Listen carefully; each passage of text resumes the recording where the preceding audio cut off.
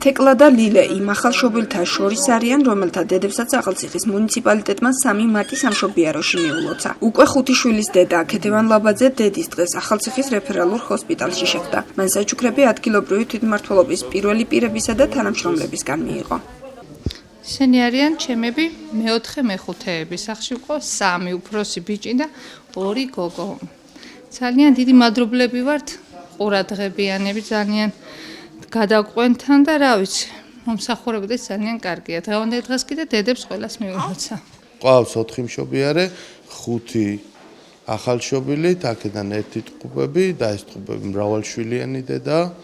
წარმატებით ჩაიარა ყველა მშობიარობამ და ჯანმრთელად გრძნობს დედაც და ახალშობილებიც თავს. ახალციხის მუნიციპალიტეტისგან ყვავილები და საჩუქრები რეფერალურ საავადმყოფოსა და კლინიკა იმედში მყოფ დედებს გადაეცათ. 3 მარტთან დაკავშირებით კლინიკის ახალშობილები და საჩუქრა იმედის ადმინისტრაციამაც.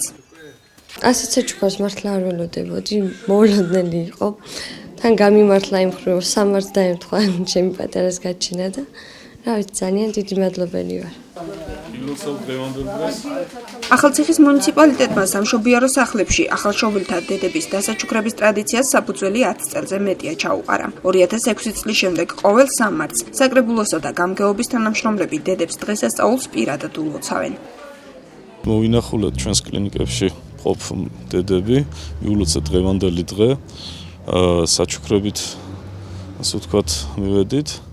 ასევე მე მინდა სრულიად საქართველოს მიულოცო დღევანდელი დღე, უსურვო ჩვენ დედებს ჯანმრთელობა, ბედნიერება და ყოველივე კარგი და საუკეთესო. დღეს როგორც წინა წლებში ჩვენ ისევ განვახორციელეთ ის ღონისძიება, რომელსაც ქვია დედებისადმი მილოცვა 3 მარტის სამშობიარო სახლში. დღეს ამოვედით ყველა მშობიარე დედას მიულოცეთ დედის დღე.